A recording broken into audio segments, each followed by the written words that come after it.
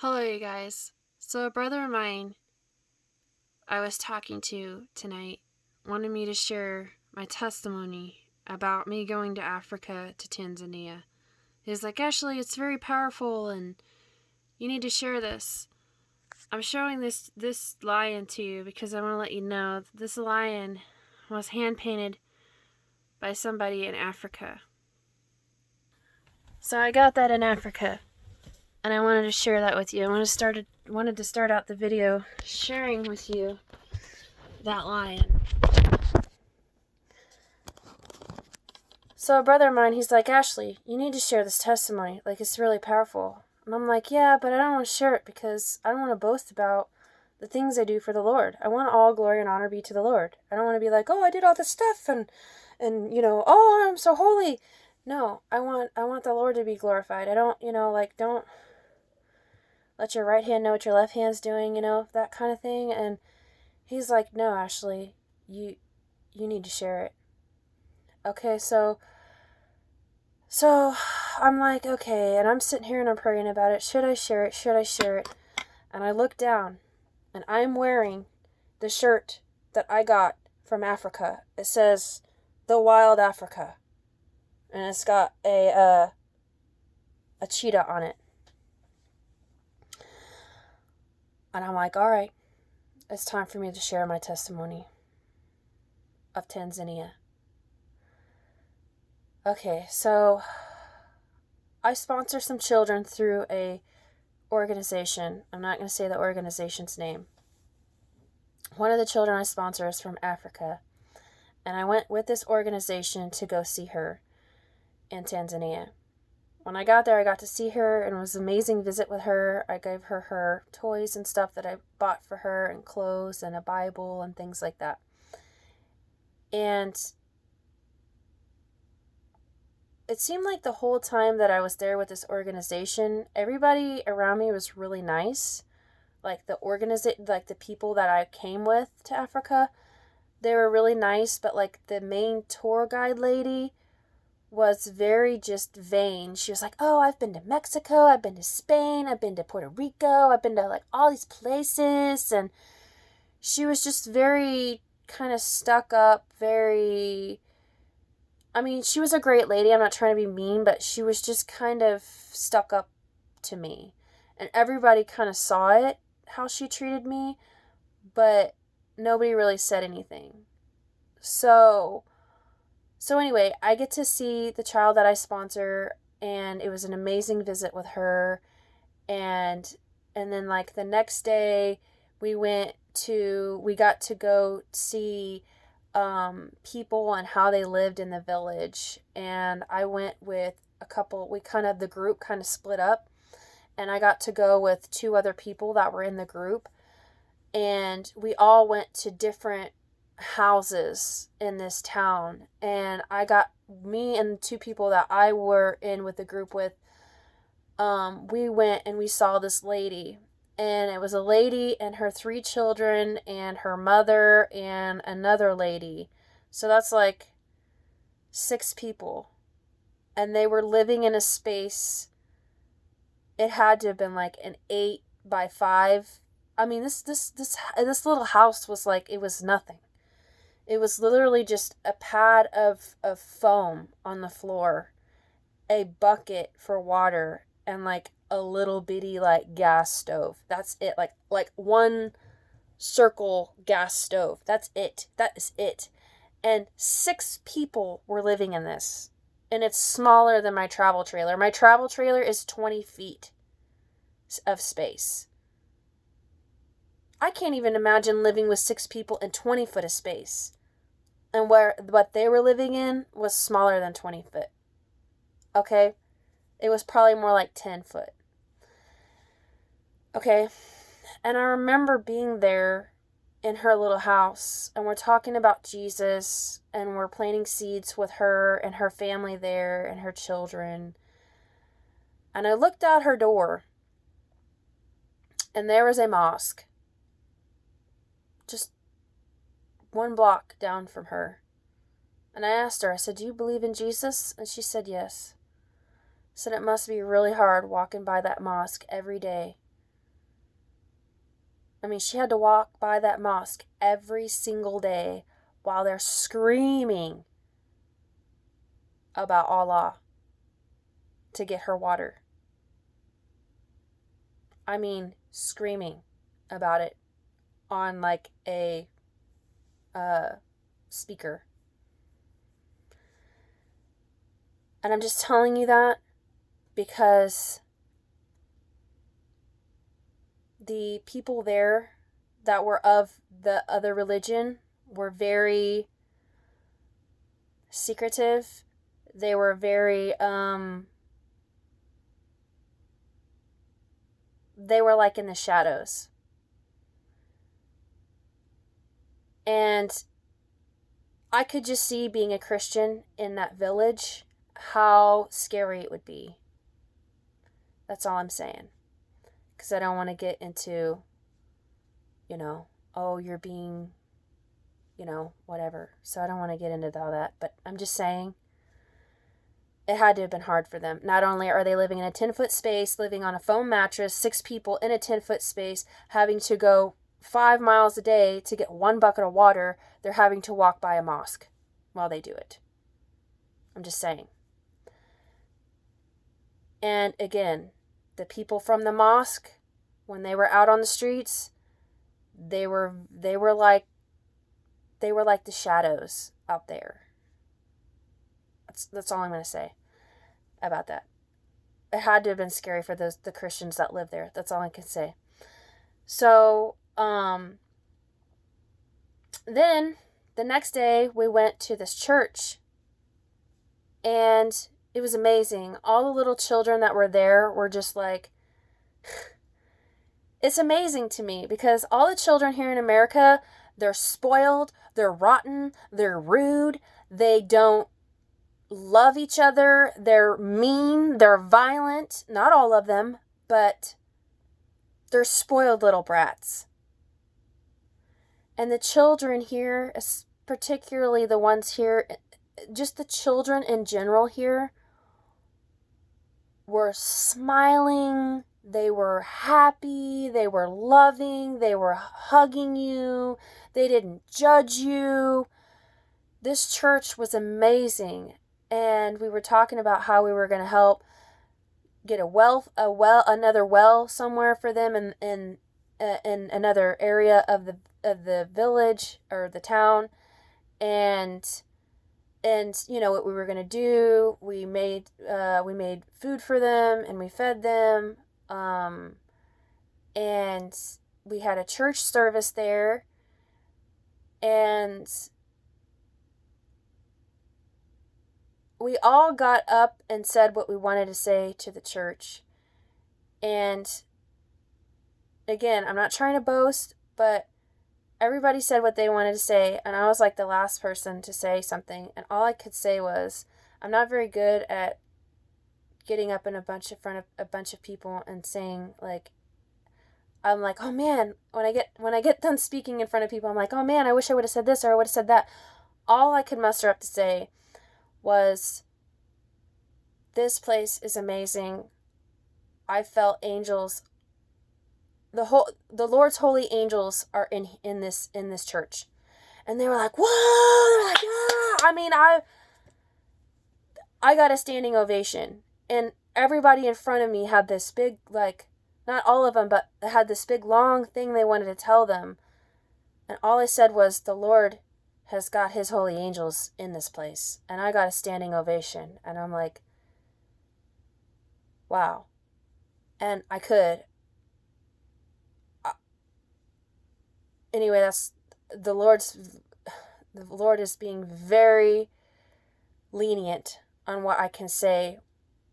I had a vision in this church. That's all I can say. The Lord was not letting me reveal what the vision was. That's all I can say. I'm sorry. He won't let me say it. Okay. So then the next day we're climbing Mount Kilimanjaro. That was our next thing. Once we did all these things, we were going to climb Mount Kilimanjaro. Well, I got halfway up the mountain and I sprained my ankle really bad and I wussed out. I mean, I'm just going to be honest. I could have continued up the mountain and I could have got this. Mount Kilimanjaro is one of the biggest summits in the world. Like 15,000 elevation. And I wussed out. And I think it was like 13,000 or 15,000 or something like that. But anyway, the largest summit in the world. And I get halfway up it and I sprained my ankle and I didn't want to go any farther. I was getting elevation sickness and I wussed out. And so the tour guide that was with me through the African Walking Company, that's what their name was. The guy there, his name was Innocent. And there was another guy there, I can't remember his name, but they helped me back down the mountain. It was like 12 miles back down the mountain.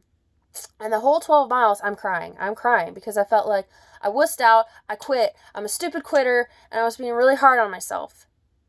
And plus, my ankle was hurting me too, but my pride, was more damaged than my foot, honestly.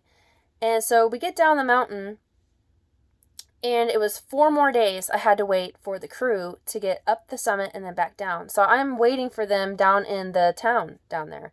And Innocent was in charge of me to take care of me while I'm in the town. So the next day he comes and we go to the hospital and I get my foot taken care of.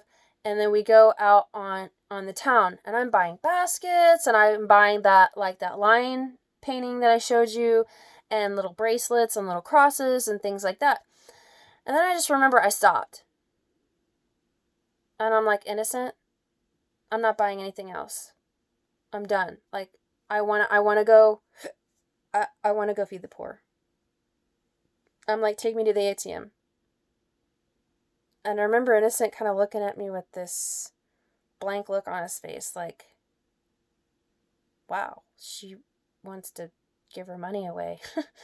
So I did. So I went to the ATM and Innocent was like, okay, look, this is how much money you're going to draw out. You can't have all this money on you. There are wolves out here. They'll jump us. Like, you're going to do what I tell you to do.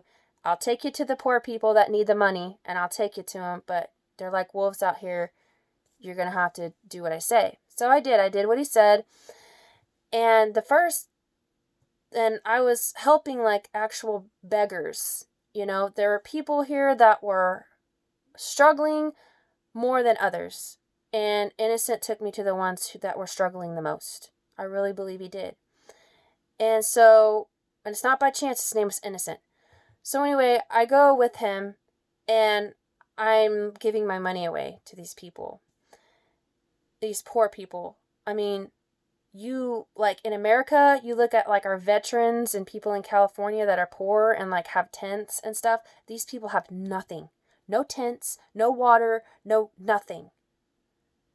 These people would love to have a tent to live in. Okay, I'm not trying to boast. This is why it's taken so long for me to do this testimony, is because I don't want to be like, oh, I fed the poor and I did this and I did that. I don't, but I believe that the brother of mine was right. I need to share this testimony. So I'm literally helping people that have boils on their faces, that have no legs, no arms, nowhere to live, no water, no food, nothing.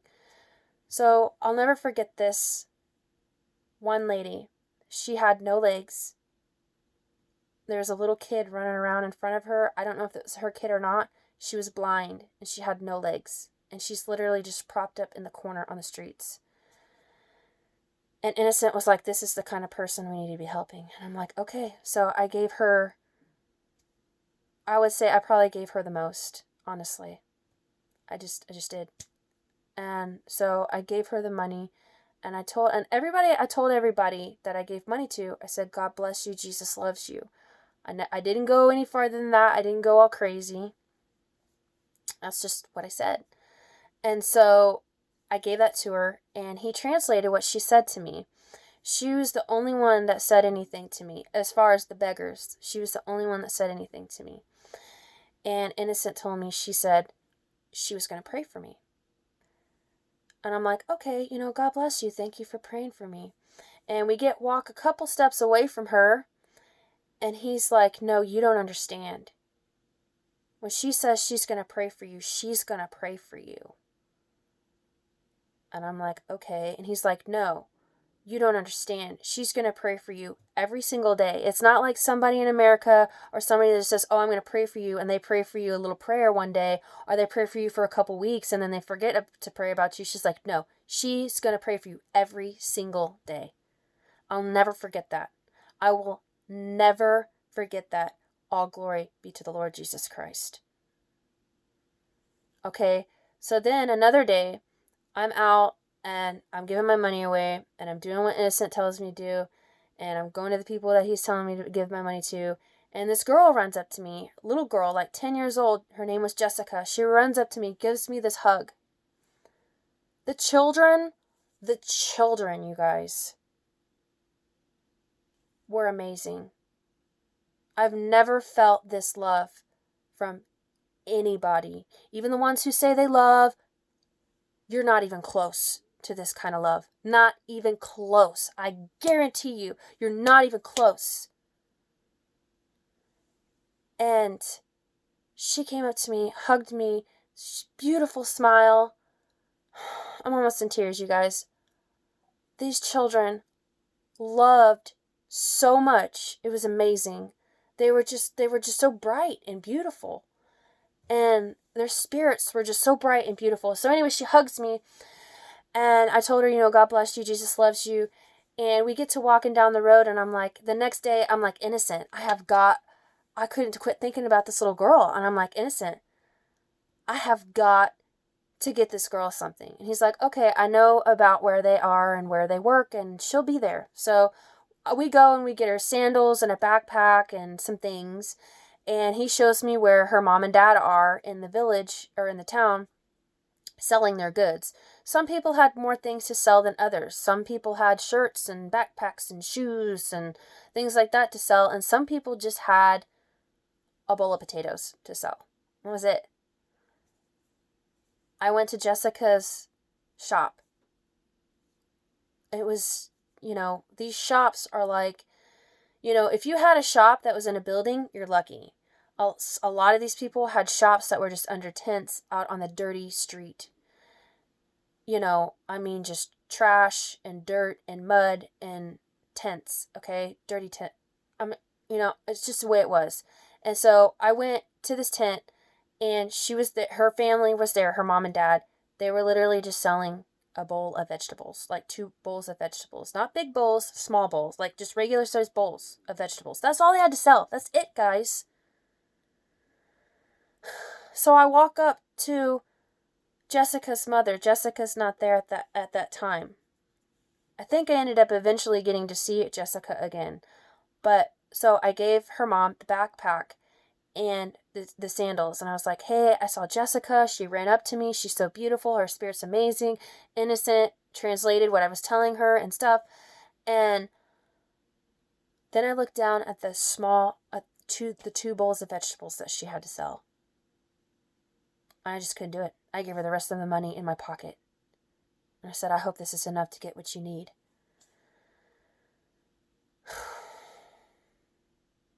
Okay, so then I get back to the hotel and everybody's back down the mountain. And we're eating our last dinner there at the hotel. And everybody's up there getting their certificate for getting up Mount Kilimanjaro.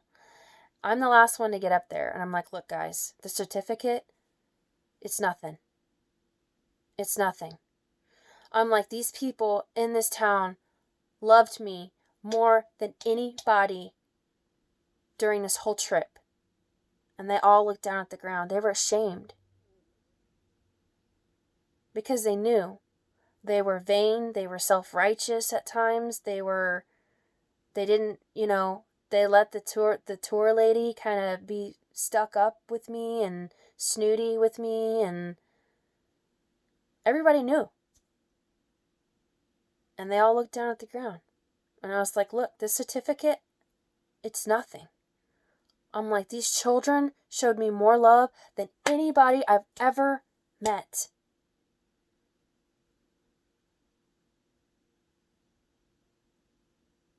And I'm telling you, you guys say, oh, love is patient, love is kind, love is long-suffering. You have no idea the amount of love these children have. And until you love like that, don't tell me you love. Until you long suffer like they do, don't tell me you love. Until you have faith like those people have faith, don't tell me you have faith. Now, I'm not trying to be hard on you, but I'm just telling you, it's the truth.